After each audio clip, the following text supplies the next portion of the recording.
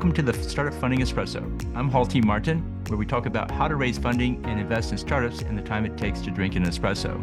If you have a question about startup funding or investing, please go to the website, startupfundingespresso.com, and type in your question into the chat bot in the lower right corner to receive an answer. I hope you enjoy this episode. Hello, this is Halti Martin with the Startup Funding Espresso, your daily shot at startup funding and investing. In pursuing a startup, you'll need to know the industry in which you are building it. The industry will have a great impact on the success of the startup through the overall size, growth rate, and composition. Here are some key points to consider in researching an industry. What is the size and growth rate of the industry? Investors look for a large market with good growth rates, as this will give opportunities to the startup. What are the various sectors within the industry? In future pivots, it may be necessary to move to other sectors. And what are key trends in the industry? This will determine how you position your startup and what you build.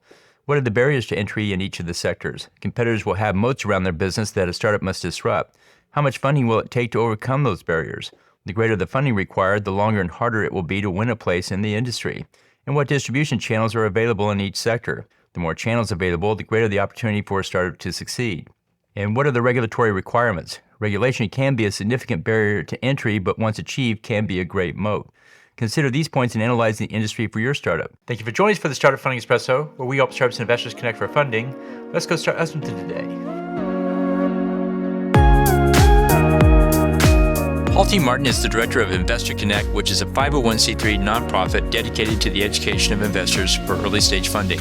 All opinions expressed by Hall and podcast guests are solely their own opinions and do not reflect the opinion of Investor Connect. This podcast is for informational purposes only and should not be relied upon as a basis for investment decisions.